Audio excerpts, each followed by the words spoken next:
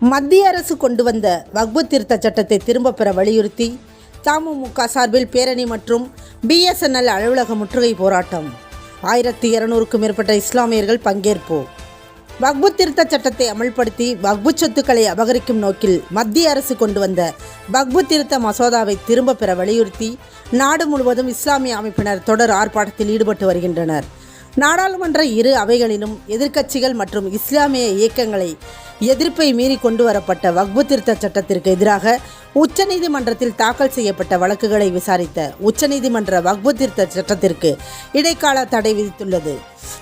முஸ்லிம்கள் உரிமைகளை வக்பு சொத்துக்களையும் பறிக்கும் விதமாக அமைந்துள்ள இந்த சட்டத்திற்கு எதிராக தமிழ்நாடு முஸ்லிம் முன்னேற்றக் கழகம் திருச்சி மண்டலம் சார்பில் திருச்சியில் மாபெரும் பேரணி மற்றும் முற்றுகை போராட்டம் நடைபெற்றது.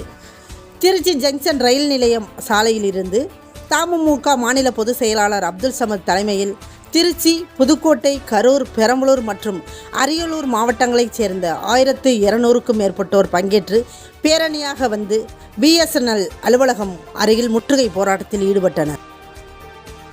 முழுமையாக நீர்த்து போக செய்திருக்கிறார்கள்.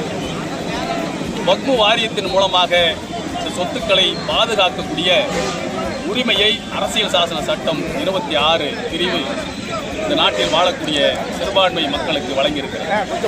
அந்த சட்டத்தின் ஆட்சிக்கு இன்றைக்கு சவால் விடக்கூடிய அளவிற்கு ஒரு சட்டவிரோத சட்டத்தை இன்றைக்கு ஒன்றிய பாஜக அரசு கொண்டு வந்திருக்கிறது.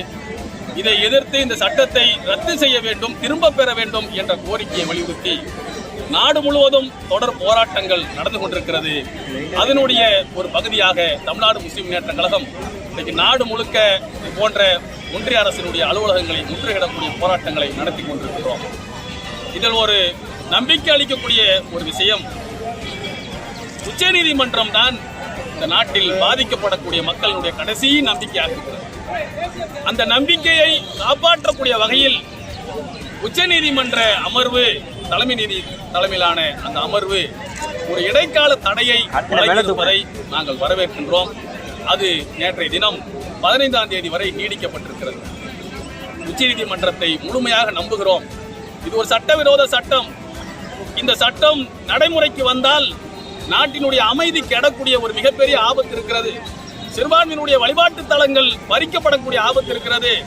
எங்கெல்லாம் இந்த பாசிச அமைப்பை சேர்ந்தவர்கள், பாசிச அரசுகள் இருக்கிறதோ அங்கெல்லாம் ஒரு மிகப்பெரிய பிரச்சனைகளை உருவாக்கி சிறுபான்மை மக்களுடைய அடையாளங்கள் சிதைக்கப்படக்கூடிய ஒரு ஆபத்து இருக்கிற காரணத்தால் உச்சநீதிமன்றம் இந்த சட்டத்தை முழுமையாக தடை செய்யும் என்கின்ற நம்பிக்கையோடு இருக்கின்றோம்.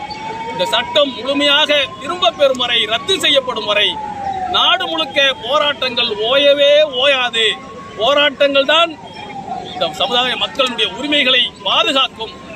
போராட்டங்கள் தான் இந்த மக்களை வாழ வைக்கும் என்பதை சட்டத்தை இயற்றிய அம்பேத்கருடைய கருத்து. எனவே போராட்டங்கள் தான் இந்த உரிமையை பாதுகாத்து கொடுக்கும் என்கின்ற நம்பிக்கையோடு தொடர் போராட்டங்களில் நாங்கள் ஈடுபடுவோம். இந்த சட்டம் திரும்ப பெறும் வரை இந்த போராட்டங்கள் ஓயவே ஓயாது என்பதை தெரிவித்துக் கொள்கிறோம்.